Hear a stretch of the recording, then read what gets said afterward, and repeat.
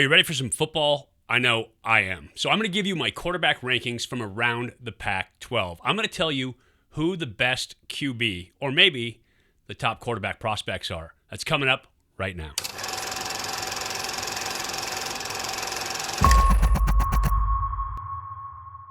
Hey everybody, I'm Mike Pawlawski. Welcome to Elite Athletes TV. This is the quarterback film room where we do quarterback training and talk about the game.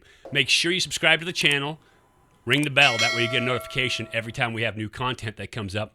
Give us a thumbs up, and if you have any questions or any comments, please write them in the comment section down below. Have you been missing football? Have you been missing sports? I know I have. It has been a crazy time. Didn't get spring ball in, didn't get all the previews, didn't get all the rankings, didn't get any of that stuff. So what I'm going to do is put together my quarterback ratings through the Pac-12. I'm going to talk about the guys that are coming back to play next season. For those of you that don't know, I played 11 years as a professional quarterback, and I've been announcing football both in college and professionally for the last 20 plus years. And so I've seen a lot of quarterbacks come through, seen a lot of the game. I understand the position, and I'm going to break them down the way I look at it. Now, to give you a primer on how I think about quarterback play, everybody is always looking to nitpick every little quarterback down to the most minute little things. NFL guys are trying to find a reason to disqualify guys. They're trying to figure out, they're going to be paying them millions of dollars, and so they're trying to find every little flaw in their game that they can pick apart, and that way they can justify their draft picks. I look for guys that can play the game, guys that can play the position. It's so important as a quarterback that you be able to get to balance from any position. Now, people talk about having a wide base or having fast feet or all those different things.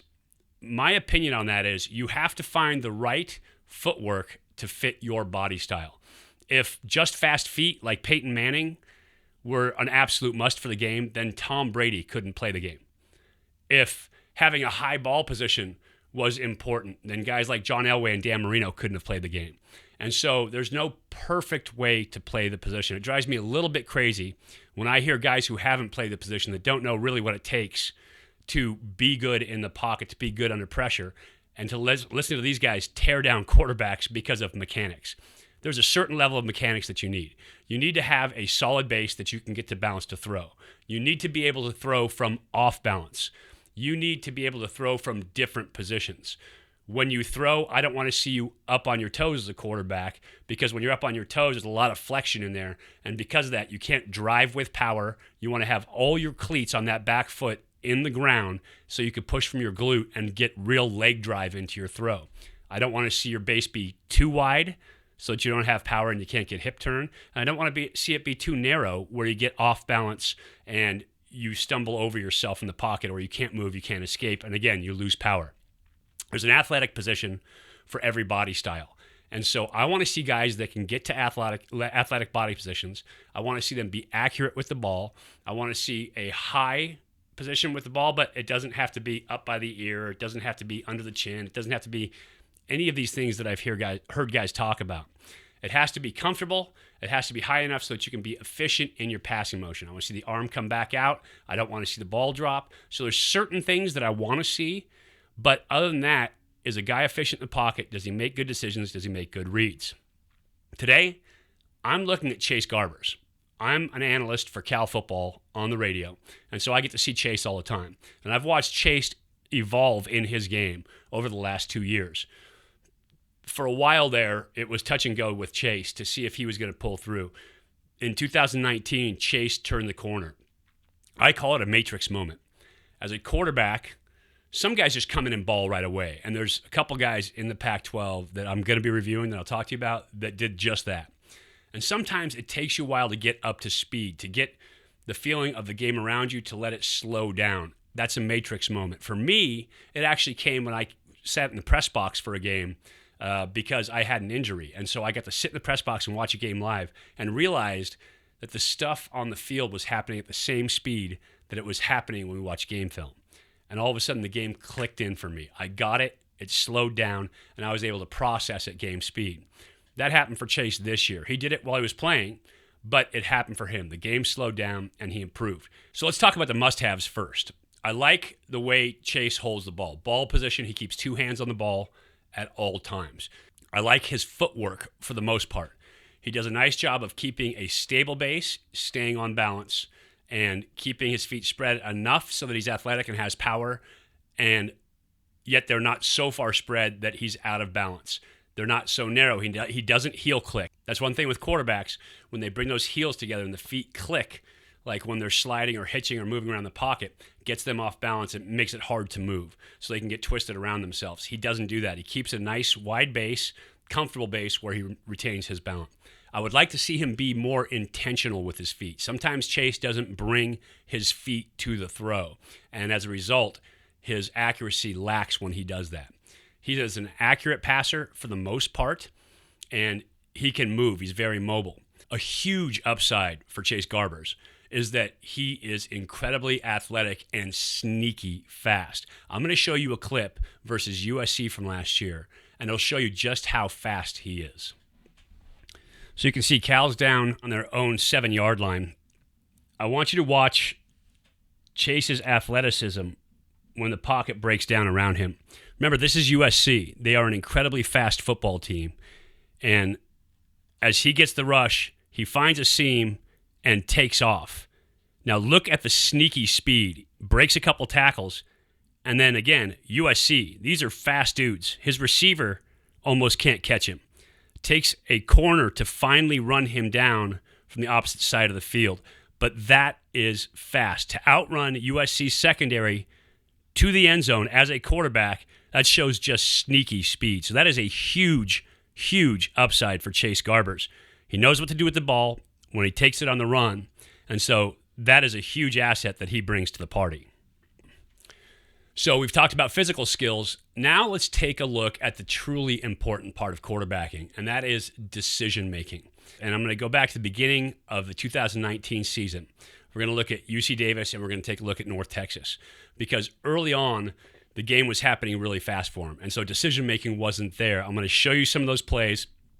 As an announcer, as I was calling these games, one thing that kept popping into my repertoire was you have to hit the layup. Find the open guy and make the easy throw. Chase didn't do that early on during the season. Let's take a look. So this is play number 7 of the game, and you can see Davis looks like they're bringing pressure up front. Looks like zero coverage in that they're manned up across the board here, and this guy on the corner is playing second level. They have running back Chris Brown on the outside. And so what Cal's going to do is they're going to try to run vertical against man here up the field. Chris Brown on the outside going to do a little sit down and underneath route. Chase starts to this side of the field because he sees this matchup. He feels like he's going to get a win there. Now, this receiver runs a bad route. He ends up getting pushed out and leveraged outside. But as a quarterback, you need to be able to see that and come off your throw. So let's take a look at this one time real quick. And I'll show you what I'm talking about here. You see, you've got a half roll versus pressure. As a quarterback, you have to know when your guy is not open. You have to be able to, at some point, say, that's not it. Need to pull that ball down. The receiver, as he's getting upfield here, and this is a freshman, by the way, lets the DB get on his hip and literally ride him out, so he has bad leverage. This corner actually sinks underneath it. He's got his eyes in the backfield. And as a result, when Chase tries to throw this ball to a spot, trying to lead his guy back to the ball, this corner falls right into an interception. What he should have done is check that ball down. As soon as he saw this was tied up and that he wasn't going to get the ball in there, he has his running back underneath with nobody on him because this corner blew out. And so this is a bad decision. Yes, he's got pressure. It's a full slide, so everybody's coming this way. This is an unblocked man. But even as he's sliding over, if I don't see that on my third step, if that's not there for me, I'm going to come right down here. So it's 1. If that doesn't happen, 2. And if my 1 isn't there right now, knowing I've got pressure coming, just drop that ball off, make it an easy throw, and complete the pass. And then you've got a really good athlete in Chris Brown, running back, in space with lots of room to roam. So he can make something special happen. And you're going to hear me use that term several times. but I'll run it through slow-mo. So as a quarterback, you see your guy getting your release right there. You should know that's not a winner. He's getting too much width, and I've got help over the top. But because this guy is helping, right now, I know I can come right here. Pressure is coming at him. Deliver this ball, get rid of it, and be done. Instead, Chase lets one fly upfield and turns the ball over, and that is a rough way to start a game. That's just the 7th play of the game. So we'll take a look at this. Now, Davis, cover 2. You can see 2 safeties high, guys across the front. Looks like zone. Could be 2-man, but regardless, you've got 2 high with safeties and 1, 2, 3, 4, 5 potential rushers. So because Cal has 1, 2, 3, 4, 5 linemen, should have it picked up, shouldn't feel nervous in the pocket, should feel like your guys are getting it done.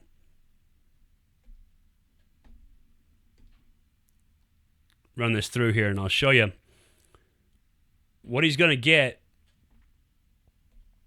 is a drag underneath and a sit down over the top. And so they're trying to work to get the ball a high-low on whatever backers are playing in this area. Davis is going to get a little bit of push on this right tackle and get it in Chase's lap. As a quarterback, there's an old rule that when you start to feel pressure, your eyes need to drop. So even if he's looking for this sit down, his eyes need to drop to this coming across. If he does that, then this is open. You would generally read this 1, 2, but because he feels this pressure coming upfield, he should drop right now and make this 1, and it's going to be wide open underneath. Let's take a look at the read and how he played it. You can see right here, if he's starting to feel pressure because you have this tackle out in space, boom, this is wide open. You hit it. Now, the tight end does actually pop in this hole. As this linebacker widens, the tight end actually pops in that hole too. So he actually has both of the 1 and 2 reads if he's working through progression. But because he feels pressure, now his eyes drop. And when I say his eyes drop, I'm using that 2 different ways. Your eyes need to come down from looking downfield when you're feeling pressure in your face to routes underneath. But he stops being a passer when this guy gets in his face. Had he just gotten the ball to this receiver right now you get the ball to an athlete and he's got room to run.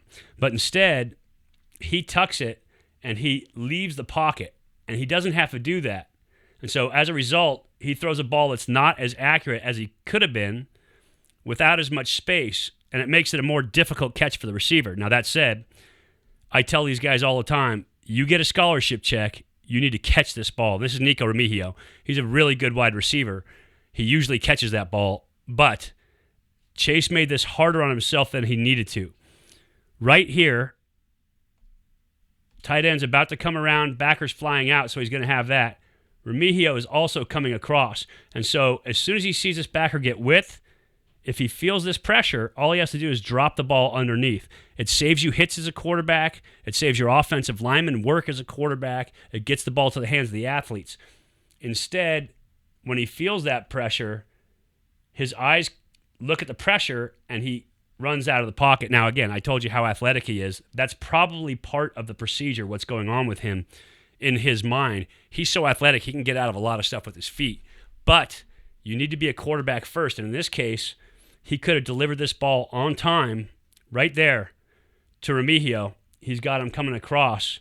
Look at this, with nobody around it. Linebacker's getting out. Tight end hasn't made the corner yet. So get him the ball right here and let him run. Let him make a move. I would put my money on this guy as an athlete versus this guy anytime, because this Remigio is a much faster athlete playing wide receiver versus a linebacker. I'll take that matchup any day in the open field. Again, right there, he still has the throw, but instead he leaves the pocket. The other thing that does is when he leaves the pocket, it allows this linebacker to react up and cover, so less space for your receiver to work with. Had you just gotten the ball back here, Now he's free to roam.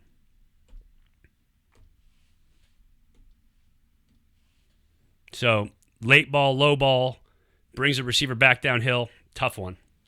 If he completes that pass, it's no big deal. But because it was late, low, receiver drops it, you can see the mistake in, I'm not being hypercritical, he just needs to react in the pocket, take the easy one when it presents. Now let's take a look at North Texas. North Texas came in as a game that showed a lot of aggressive defenses, pressure defenses, a lot of man coverage. They do some things up front that try to mess you up. In this case, it looks like, again, they've got cover 0. And so this guy definitely looks like he's playing man inside. He looks like he's playing man. This guy's looks like he's down man over the back. What they're going to do, though, is he's going to start to blitz, but for some reason he's going to peel, and he's going to cover over the top on this route. Cal has a go route going down the sideline, a little out to the back, a little swing or flare, and then he's going to turn it up as well. On the front side, tight end is going to leverage and try to take that middle seam, and you're going to see a smash concept back in here. If you don't know what the smash is, I'll put a card up. You can check it out. I have a whole series on the smash route, too. It's one of my favorite plays. But Chase is going to start working to this side, thinking he's got this matchup. When the safety rolls over the top, all of a sudden he decides he's going to switch and come back to this side. Well, it's hard to get from far right side of the field all the way back to far left unless you know that one of these routes is going to pop open and you're going to come right to it. When Chase comes back to the left side of the field, it looks like he loses vision. Now, you're also going to see a little bit of holding on this guy. But let's run this for you, and I'll show it to you in slow-mo here. Chase starts front side, not there, and you see him come back.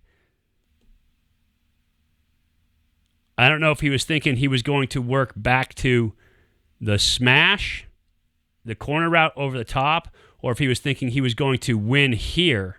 You'll see this guy with the hook, hooks the tight end, actually puts a nice move on him, but he gets grabbed. But when Chase comes back, all of a sudden he doesn't see anything there. All he has to do, again, is let his eyes come down. He's got a back right here he can dump it to. He could get that ball out wide towards a sideline, lead his receiver out, throw him open this way, and let the athletes make plays. This is the guy that was in coverage over this man. Let this guy make plays. Throw this receiver towards the boundary since you're already over there, or just dump the ball back down here to your back, and you're good to go. Instead, starts to feel a little pressure, and he escapes the pocket. Still has a chance to throw this down the field even a little bit, but holds on to it, and then pressure comes up and forces him out of bounds. So you see him rush. He can still hit the back right there. Chooses not to, and I can understand that. Safe one. But because he was trying to work both sides of the field, didn't find somebody, and didn't check down with the ball, ends up with no gain on the play. You can make it easy on yourself as a quarterback by making the easy throw. Throw it on time. Let your athletes make the play. I'll say it over and over again. They earn their scholarship checks too. So now let's take a look at the next play. You're going to see slot's going to come inside, try to wall a backer. Motion across. This time, because you have zero coverage, so this is now man coverage, exactly what you want, this is going to get over the top and get free. Go right down the sideline, and the smash out. This time, back is getting out here now. Marcel Dancy, very athletic, good running back. Get him the ball right now. As soon as he gets a step on this backer, get him the ball. Let him do something with it in space.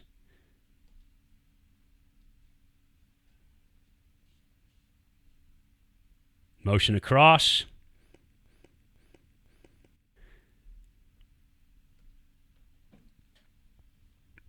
He's got a step. Get him the ball right now. And you can see Chase is looking there. Get him the ball. This guy versus this guy is a mismatch for the offense. There's so much green grass out here. If you get him the ball in space, he can make a move outside. He can cut back to the inside, but he can make something happen with the football. You have to make that throw. Get him the ball right now. Let him make a play. Decides to come off. That's wide open. I mean, that's as good as it gets. Here's the first down. So first down's right here. That is a first down. Get him the ball. So 1-1A, both open. Get him the ball. He doesn't throw it. And now starts to get a little pressure, and that pocket is congested. But all you have to do is shuffle. Just move your feet a little bit. See, Chase is already squared off his shoulders, and he's moving back into this stuff. He's already decided to become a runner. But watch what's about to happen here. So he had 1A. 2 is a touchdown if he sees it. But because his eyes have now dropped onto the rush, he's become a runner instead of a passer. And as a runner, he's less effective than if he throws any of these balls downfield. All three of them were open on this play. All he has to do is shuffle back in the pocket here, use his good footwork, and deliver a ball. And he doesn't do it. Takes off, becomes a runner, and doesn't get anything out of it. So you have to see that. Here's a look from the end zone. Again, this linebacker against this running back in space, I take any day. Watch, when he clears, Remigio is going to pop in that window right there, also open. Then, if Chase just slides back in the pocket, the post over the top is also there.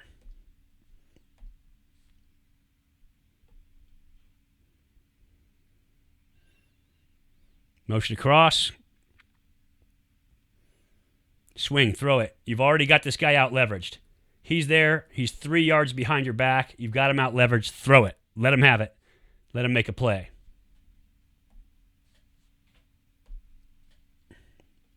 Forward. Not there. You're about to watch Nico Remigio pop into this window. Throw it. Let it rip. Decides not to throw it. Now he feels a little bit of this pressure coming. All he has to do, 2 slide steps here, and you're going to see this come open for a touchdown. Instead, he turns into a runner. He's got a ton of space in here. Got bodies on bodies. He's protected there. Just sit here and remain a passer and watch this pop over the top. That's a touchdown all day long. Throw it. That's a touchdown. Instead, becomes a runner and takes the sack. And so that's why you have to remain a passer. That's why you have to use your footwork. That's why guys coach that footwork so hard. That's where it comes into play. So that was early in the season, and there were a lot of question marks out there about Chase. Missing the open receivers, not making the throws he had to, not taking the easy shots. Coaches knew he could play. They saw him do it in practice, executing the offense to perfection, but he wasn't doing it in the games. And so they needed to see him do it in the games. And war drums started to beat a little bit. He had some stuff last year where they had subbed out quarterbacks for him, subbed him out in the bowl game. And so there were some question marks in this season. Coach Baldwin, I had a talk with him, said he had a sit down with Chase, showed him the film and said, look, you have to hit this. You have to execute within the offense. And next game, they played Ole Miss down in Mississippi, which is a fantastic trip, by the way. If you haven't been, you have to go. The Grove is awesome. But played down there, and Chase changed his game. And now I want to look at that film, and I want to show you the metamorphosis literally between Game 3 and Game 4 for Chase Garbers. And it was pretty amazing to watch as an analyst, getting to see every snap, to watch him make this change. So now let's take a look at Ole Miss. So the first play I want to take a look at is I want you to see Chase managing the game from the pocket. I showed you how he became a runner really quickly instead of staying in the pocket and playing the position. Now, from Game 3 to Game 4, watch the difference. You're going to see a sit down by tight end, swing by the back. Backside, you're going to get a crosser coming out and then a basic cross. And so this should be 1, and this is 2. This is probably an alert. If they get straight man coverage, or if for some reason safety jumps something else, then that's an alert. So you're going to see Chase come out from under center, and he's going to be reading safety. Immediately, he sees safety staying in the middle of the field, middle field closed. He's going to bring his eyes down to the tight end on the sit down. Now, I don't know why he didn't throw this. He should have thrown this. This is one. But rather than flush from the pocket, he stays composed, remains a passer, and as this basic breaks into his vision, he drills it.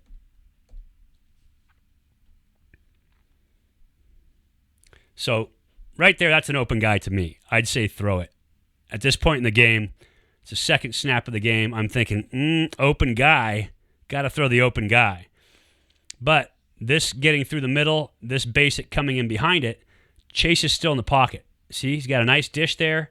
He's not starting to panic. He's not becoming a rusher. Instead, he's remaining a passer. Feet square, nice wide base, ready to rock and roll. So still looking here, but he's about to come back to this. Now, body's all around him. That's an escape lane. That's an escape lane. But he doesn't take it. He has the patience to wait for this to come through.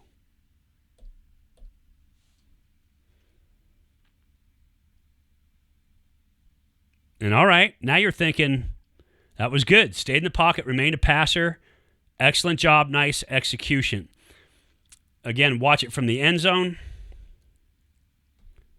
To me, that's an open guy. I would throw it. It's designed for that. You can stick it on him, stick it on that hip. This guy can't get to it. That's a completion, and it's an easy one. But he comes off it. Maybe he doesn't like the presence of this guy. And when he comes back, he keys and sees open space in here. Linebacker's feet square. He can't make a play. Knowing this is going to clear through, he's going to get that behind it. Clears through. This linebacker gets width. And look, got people around him, pressure pushing into him, feeling from behind it, 2 escape lanes. We saw it before. He oftentimes turns into a runner, but instead, he remains composed and drills that basic. Great ball. Move the sticks, first down. That's improvement. Now, we also talked about him missing that easy check down on the outside. When you've got something that you can get the ball to right now as a quarterback, you make your read and make the throw. Remember, he didn't make that throw versus Davis. This time, you're going to see a smash or a corner route here, smash concept, and a little sit down on the outside. They're trying to high-low on that corner, or if you get man, maybe you get the big one right here. And so Chase is playing the game into the boundary. It's one-on-one. These guys all playing man. Pre-game scouting says they're going to play man. So that's a man look for him. He's going to play the game into the boundary. But it's 1 for the tight end on the corner, 2 for the smash. And last time, he held the ball. Last video clip I showed you, he held the ball and didn't throw the easy check down when he had it. This time, let's take a look. You see they're walked up now. This guy's playing man. This guy's playing man. No doubt about it.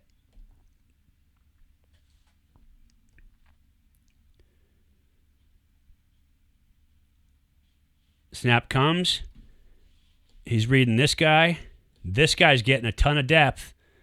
So you see him getting ready to stick that foot in the ground. This hasn't climbed him. Remember versus Davis, when he stayed with that receiver way down the field and ended up throwing that interception.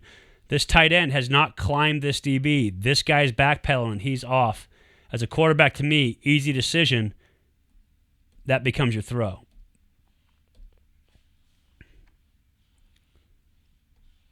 And for Chase, same thing. He saw it, recognized it, made the easy throw, and look what happens. You get your guys the ball in space, and they can make something special happen. Next play. So now you're going to see Cal bring motion across. They're going to get vertical here, another sit down on the backside, and then this motion is going to come back underneath on the shallow crosser. This tight end gets kind of locked up with his man, and Ole Miss is going to get pressure up the field right into Chase's face. And so when we saw it before, that pressure would cause him to become a runner.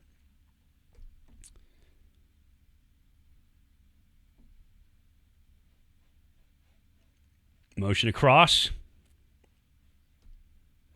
Back on the swing. So that's not a winner for you because you have a guy right on it. Tight end is locked up here. That's not a winner for you. This sit down, that could be a winner. He's got space in there, and you could rip that ball in there as a quarterback if you wanted to. But you've also got the shallow crosser. So you're playing a high-low game on these backers with 1 and 2. What's going on here, though, is pocket's getting pushed. He's got big guys coming into his face, starting to get pressure right into his lap. And we saw it before. When that pressure came, Chase looked for a way to run to get out of the pocket. This time, though, remaining a passer, watch him, with guys right in his face, his eyes come down, and he finds his shallow cross. Again, this is playing the position. Settle back just a little bit, clear some space for yourself to throw, and find your guy. That's the check down. Finds it, and again, look what happens. You get your guy the ball in space, and he gets you an extra 8 yards on the play. Next play. Now, in fairness, Ole Miss cleaned a lot of things up with the way they play defense, too.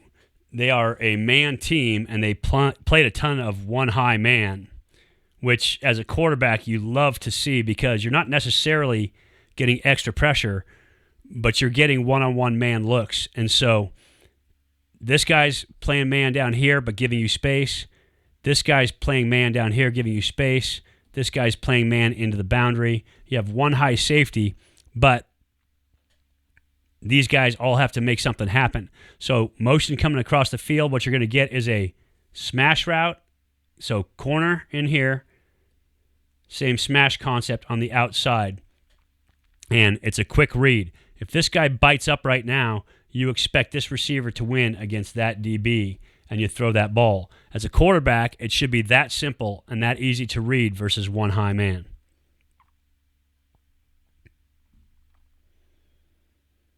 Chase sees it, knows he's got the route. As soon as this corner drives on that smash route, Chase knows where he's going with the ball. This corner coming downhill tells him this one-on-one has to win for him. Trusts his receiver and gets rid of the ball. Makes the throw.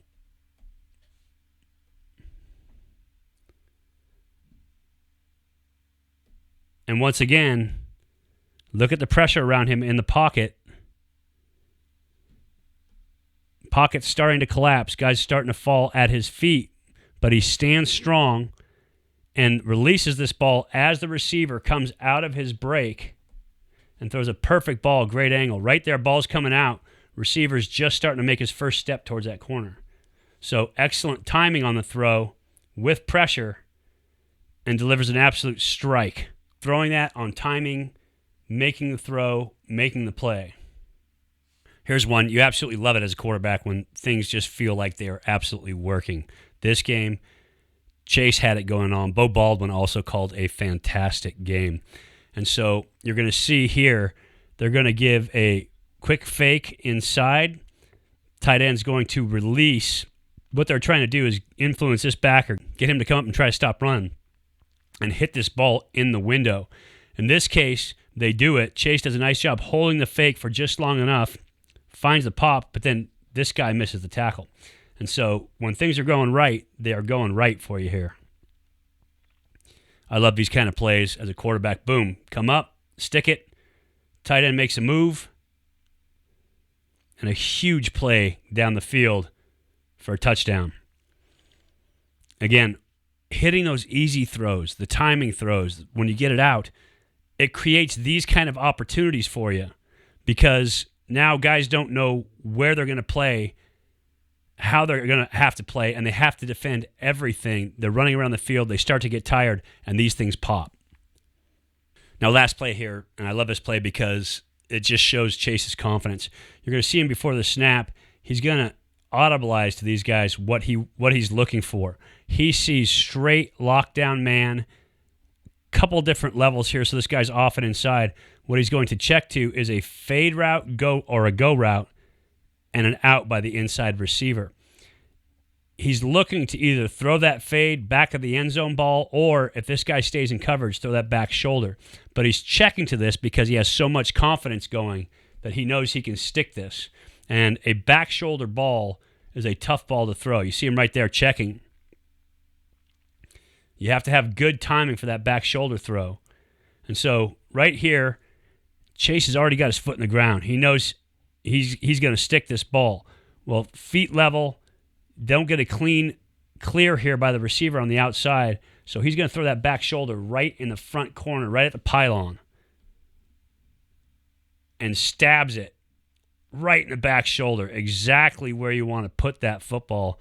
Just a fantastic throw, confident throw, on time. Watch him. All he's going to do, left step, right step, foot in the ground, let her rip, and just absolutely stuffs that ball for a touchdown. I love that as a quarterback, that confidence, that accuracy that he didn't have prior to that. He wasn't displaying that confidence and accuracy. And so I love to see quarterbacks grow. And Chase definitely did grow this last season. Like I said, question marks from his freshman year, question marks into the fourth game last year, but that Ole Miss game completely changed things for him. He had a couple injuries after that, and so he missed some games, but when he was in there, he was really good all year long. Now, not every quarterback's perfect, and that game wasn't perfect for Ole Miss. I wanted to show you the highlights because it was a huge growth game.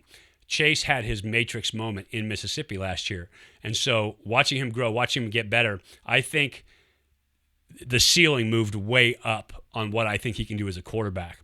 If you like what I'm doing in terms of quarterbacks, please give me a thumbs up, subscribe to the channel, hit the bell. I'm going to be reviewing every quarterback who's returning in the Pac-12 this year. Going to take a look at their games, strong points, weak points, what I think of them. There's some good young gunslingers in the conference. So definitely subscribe, hit the bell. Leave me a comment down below. Ask me any questions that you have about the game, about the quarterback position, quarterbacks in the NFL, quarterbacks in college, any of it. Happy to answer it. I appreciate you watching. I will be ranking quarterbacks, giving you quarterback rankings, tell you who I think the best quarterback prospects are going to be. Maybe I'll even let you know who the best QB is in the Pac-12. That's coming up.